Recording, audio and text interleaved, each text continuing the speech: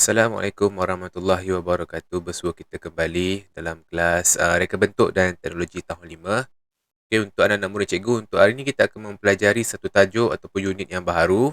Okey, unit di mana unit yang kedua selepas awak mempelajari unit teknologi rumah tangga pada kelas sebelum ini. Untuk hari ini kita akan mempelajari tentang aplikasi reka bentuk teknologi kejuruteraan.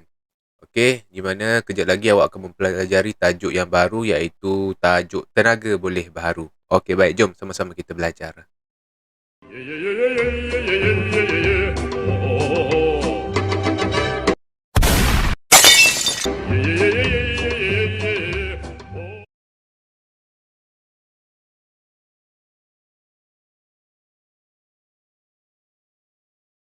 Okey, baik kelas. Seperti biasa, kita akan mempelajari tajuk baru hari ini. Cikgu dah beritahu tadi kan. So, cikgu nak tukar kepada slide presentation. Okey, ini dia. Ini awak akan belajar tajuk tenaga boleh baharu. Okey, apakah tenaga boleh baharu ini? Macam manakah dia berfungsi?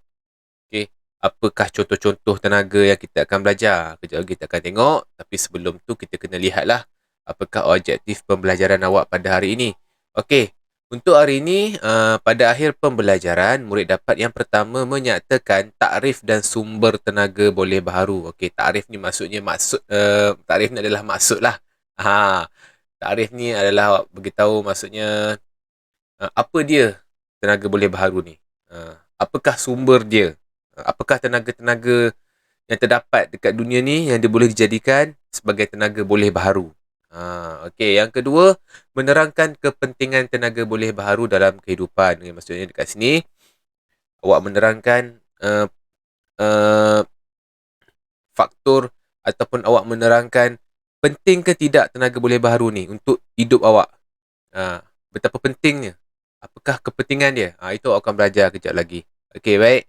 Okey, next slide. Kita akan masuk ke tenaga boleh baharu. Okey, apa itu tenaga boleh baharu? Tenaga boleh baharu apa itu? Okey, yang pertama, maksud dia adalah tenaga boleh baharu merupakan tenaga yang boleh dijanakan daripada sumber semula jadi secara berterusan. Okey, maksudnya dekat sini, tenaga boleh baharu ni merupakan tenaga semula jadi. Okey, tenaga yang terdapat dekat bumi ni secara semula jadi. Okey, yang sini, ni sumber semula jadi. Ni sumber semula jadi. Okey, secara berterusan. Maksudnya secara berterusan ni, tenaga ni tidak habis. Okey, berterusan. Okey, maksudnya dia tidak habis. Dia tidak akan pupus. Okey, itu sebab kita panggil dia tenaga boleh baharu. Dia boleh diperbaharui setiap masa. Okey, itu sebab kita panggil tenaga boleh baharu. Okey, boleh kelas Okey, kita tengok contoh-contoh tenaga boleh baharu. Okey, ini adalah contoh-contoh tenaga boleh baharu. Okey, yang pertama adalah matahari. Okey, matahari merupakan tenaga boleh baharu. Okey, ni tenaga boleh baharu. Kejap, tak nampak ni pen warna merah. Salah. Okey, ni. Yang pertama, matahari, tenaga boleh baharu. Yang kedua, geoterma. Yang ketiga, air. Nampak ni semua sumber-sumber semula jadi. Okey. Yang keempat, ombak. Yang kelima, biogizim. Dan yang keenam adalah angin. Nampak? Keenam ni adalah merupakan tenaga boleh baharu di mana ini adalah merupakan tenaga semula jadi yang terdapat pada permukaan bumi kita. Okey, ada di antara terma-terma ataupun perkataan yang awak tidak tahu seperti geoterma ataupun biogizim. Nanti kita akan belajar apa benda tu geoterma dan biogizim. Okey, kita pergi ke satu persatu tenaga boleh baharu. Okey, yang pertama adalah tenaga matahari. Okey, tenaga ini merupakan tenaga daripada sumber sistem solar kita, iaitu daripada matahari lah. Okey. Okey, daripada pancaran matahari tu, itu merupakan tenaga yang kita perolehi. Okey, tenaga ini membolehkan ataupun boleh ditukar kepada tenaga elektrik dan tenaga haba. Okey, pancaran sinaran matahari tu membolehkan kita tukarkan tenaga solar tu kepada tenaga elektrik dan juga tenaga haba menggunakan beberapa peralatan tertentu lah. Okey, apa contoh peralatan dia? Contohnya dekat sini saya letakkan gambar dekat situ. Itu kita panggil sebagai panel solar. Okey, ini kita panggil sebagai panel solar. Kejap ya. Okey, yang ini kita panggil sebagai panel solar.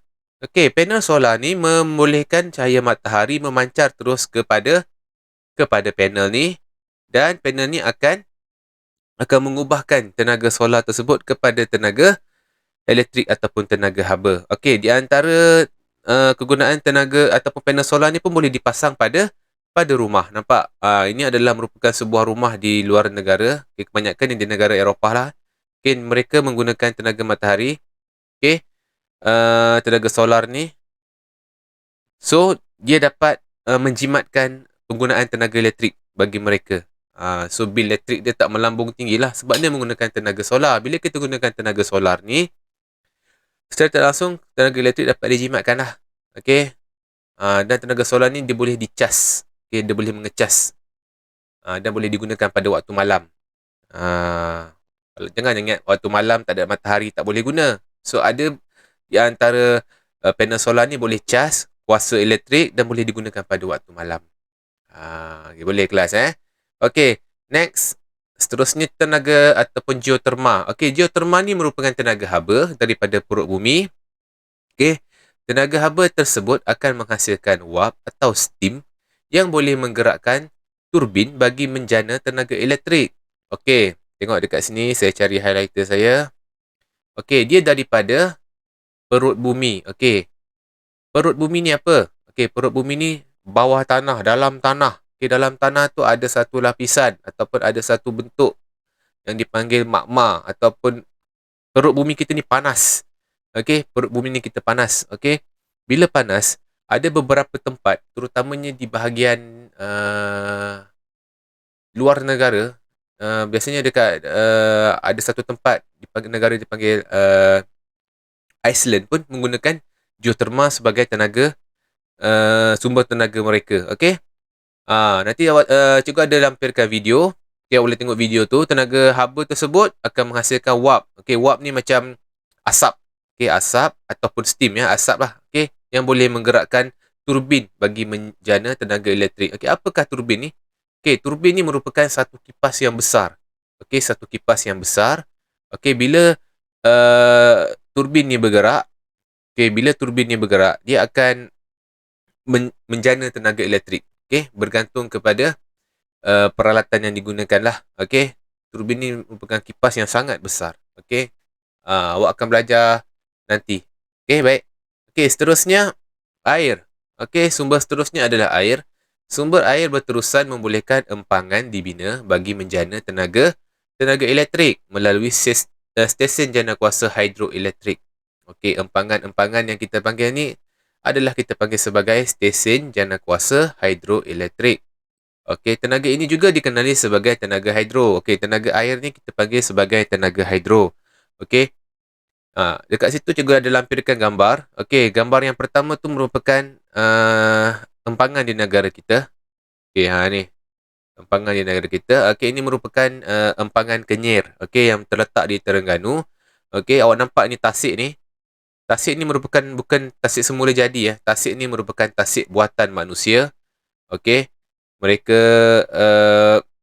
membina tasik ni untuk dijadikan sebagai empangan di Kenyir, okay, di Terengganu. Okey, empangan ni dapat menghasilkan tenaga elektrik. Okey, dalam bangunan ni dia ada turbin juga. Okey, yang kipas cikgu cakap tu. Okey, kipas tu dia akan berputar laju, dia akan menghasilkan tenaga elektrik.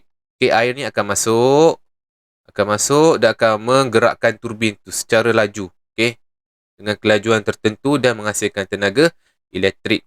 Okey, tenaga elektrik daripada tasik Kenyir ni dapat menjana seluruh semenanjung Malaysia. Okey, kebanyakannya seluruh semenanjung Malaysia. Okey, ini merupakan gambar yang lebih jelas. Okey, ini empangan di luar negara. Okey, empangan nampak dia menahan air ni supaya air ni akan lalu dekat kawasan ni. Dalam ni ada turbin. Okey, ataupun dalam bahasa Inggeris turbine. Okey, turbin ni dia akan berpusing, air ni mengalir ya. Dan waktu turbin berpusing tu dia akan menghasilkan tenaga elektrik. Okey, menggunakan peralatan-peralatan tertentu lah. Okey, itu awak akan belajar kemudian lah. Okey, baik. Dan tenaga air ni dikenali sebagai tenaga hidro. Okey, hidro ni adalah air lah. Okey, baik. Next. Okey, seterusnya adalah sumber tenaga boleh baharu angin. Okey, angin merupakan sumber alam yang tidak terhad dan sentiasa ada. Nampak? Semua adalah perkara ataupun sumber-sumber tenaga semula jadi. Okey, angin. Okey, tiupan angin yang kuat membolehkan kincir angin berputar bagi menjanakan tenaga elektrik. Okey, cikgu ada sertakan video. Okey, macam mana kincir angin tu berputar. Okey, kincir angin tu berputar dan juga dia pun memusingkan. Dalam kincir angin tu pun kadang-kadang dalam kincir angin tu pun ada turbin. Okey, turbin tu yang akan menghasilkan tenaga elektrik. Okey. Okey, ni. Kita akan menggunakan kincir angin. Dia akan menggunakan kincir angin. Okey, baik kelas Okey, next. Biogysim. Okey, dalam bahasa Inggeris kita panggil biomass. Okey, biogysim merupakan bahan daripada reputan benda hidup seperti tumbuhan dan najis haiwan untuk menghasilkan bahan api. Okey. Biogysim ni merupakan satu tenaga yang dihasilkan daripada reputan tumbuhan ataupun najis haiwan. Okey, ini semua ni yang dia kumpul ni adalah bahan sumber lah. Okey, kemudian dia akan bakar. Okey, bila dia bakar, dia akan mengeluarkan asap. Asap tu lah yang akan menghasilkan tenaga. Okey, seperti biasalah, dia akan menggunakan turbin. Okey. Okey, seterusnya ombak. Okey, ombak laut yang kuat juga mampu menjana tenaga elektrik melalui turbin yang diletakkan pada stesen jana kuasa. Okey, ombak-ombak yang besar, okey, dekat Malaysia saya rasa tidak digunakan sangat. Saya rasa ombak ni, okey, banyak ni di luar negara yang mempunyai ombak yang kuat. Okey, mereka menggunakan ombak sebagai tenaga. Okey, tenaga supaya dapat memusingkan turbin tu. Ombak yang kuat tu dapat memusingkan turbin dengan pantas dan secara tidak langsung menghasilkan tenaga elektrik. Okey, so awak dah tahu ada 6 jenis tenaga. Okey, 6 jenis tenaga. Matahari, geoterma. Okey, matahari tenaga solar. Okey, geoterma iaitu menggunakan wap ataupun steam. Okey, air, tenaga hidro, ombak. Okey, biogysim menggunakan reputan ataupun reputan tumbuhan ataupun najis haiwan dan juga angin. Okey, baik. Seterusnya, apa yang awak dapat daripada tenaga boleh baharu ni? Okey, iaitu kepentingan dia. Okey, apakah kepentingan tenaga boleh baharu? Kenapa kita perlu mengkaji, kita perlu mengetahui tenaga boleh baharu ni? Sebab apa? Okey, yang pertama ada 4 dekat sini. Okey, yang pertama adalah mengurangkan penggunaan tenaga tidak boleh baharu seperti petroleum, gas asli dan arang batu. Okey. Nampak? Kenapa kita perlu mengetahui, menyelidik tenaga boleh baharu ni? Yang pertama, kita dapat mengurangkan penggunaan tenaga tidak boleh baharu. Okey, ada tenaga yang tidak boleh baharu seperti petroleum, gas asli dan juga arang batu. Petroleum ni daripada plankton yang dah reput dekat permukaan laut yang sekarang orang pergi dekat tengah-tengah laut tu yang digali dalam tu. Tenaga tu boleh habis Petroleum ni banyak digunakan dalam petrol kereta awak, gas-gas memasak. Okey, itu adalah kegunaan petroleum. Okey. Petroleum ni contohnya satu hari nanti bila petroleum ni habis, secara tidak langsung kereta yang menggunakan petrol tidak boleh dapat dijalankan. Itu sebab sekarang pun ada dah beberapa syarikat-syarikat yang telah membangunkan sistem kereta hybrid. Hybrid ni maksudnya dia bercampur lah tenaga petrol dan juga tenaga elektrik. Dan juga ada juga di antara syarikat-syarikat automotif ataupun syarikat-syarikat kereta membangunkan kereta elektrik supaya dapat menjimatkan penggunaan petroleum, dan juga gas asli. Okey, yang kedua adalah memberikan udara yang bersih. Okey, kepentingan tenaga boleh baharu ni membolehkan udara yang bersih dapat dikekalkan dalam kalangan persekitaran kita. Okey. Seperti awak kena pasti tenaga yang tidak boleh baharu seperti petroleum. Petroleum akan menghasilkan petrol. Okey, kereta-kereta sekarang yang memakai petrol, pakai minyak akan mengeluarkan asap. Okey, asap tersebut sangat tidak sihat untuk kesihatan kita dan boleh menyebabkan kesihatan kita merosot dalam jangka masa panjang. Okey, asap-asap ni akan melepaskan karbon dioksida dan juga karbon monoksida yang banyak terdapat dalam ruangan persekitaran kita dan kita sedut dan menyebabkan penyakit yang akan menimpa kita. Okey, itu sebab kepentingan tenaga boleh baharu ni akan membolehkan kita mendapatkan udara yang lebih bersih. Okey, seterusnya mengurangkan kesan rumah hijau. Okey, apa itu kesan rumah hijau? Okey, kesan rumah hijau ni adalah salah satu, dia sebenarnya satu persekitaran, okey, di mana gas-gas terperangkap. Okey, contohnya gas karbon dioksida, karbon monoksida dan juga nitrogen dioksida terperangkap dan menyebabkan sesuatu persekitaran tu panas. Okey, panas dalam persekitaran bumi kita ni lah, panas dan menyebabkan pemanasan global. Apa itu pemanasan global? Pemanasan global ni menyebabkan cuaca panas. Okey, panas melampau. Okey, bila panas melampau dekat kutub kita ni, kutub utara dan kutub selatan ni terdapatnya ais. Okey, bila pemanasan global bumi ni akan menyebabkan ais yang terdapat pada dua kutub ni akan cair. Okey, bila cair dia akan meningkatkan paras air laut dan menyebabkan ada beberapa pulau boleh menenggelami pulau tersebut. Okey, itu sebab pemanasan global ni sangat-sangat berbahaya. Okey, dan juga pemanasan global ni juga dapat ataupun pemanasan global ni juga mengakibatkan kematian sebab pemanasan yang melampau ni kadang-kadang ada tubuh manusia tidak dapat tahan daripada panas ni. Itu sebabnya kesan rumah hijau ni bukannya rumah hijau. Dia adalah salah satu kawasan di mana udara panas tu tak dapat nak dilepaskan. Okey, dia terperangkap di dalam atmosfera bumi. Dia menyebabkan kita yang ada dekat bumi ni panas lah. Itu kita panggil sebagai mengurangkan kesan rumah hijau. Kesan rumah hijau tak nak bagi panas lah. Maksudnya nak bagi suhu di muka bumi ni sentiasa sekata. Okey, kalau boleh tak nak terlampau panas. Kalau itu sebab kita gunakan tenaga boleh baharu.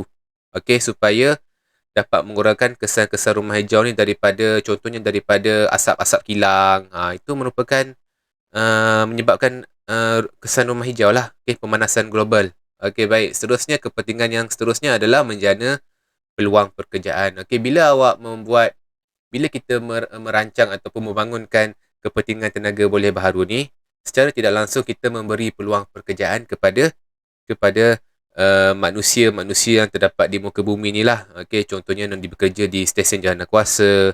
Okey, contohnya pembuatan kincir angin.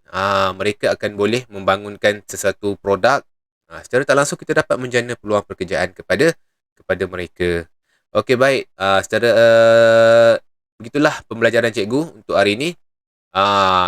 Kalau ada apa-apa soalan, seperti biasa boleh bertanya kepada cikgu. Okey,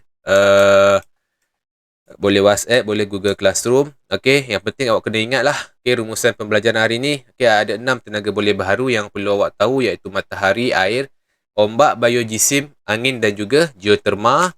Okey, dan juga kepentingan ni lah ada 4 yang dalam yang sepatutnya kita belajar ni lah ada 4. Okey, yang pertama dapat mengurangkan penggunaan tenaga tidak boleh baharu. Yang kedua, memberikan udara yang bersih.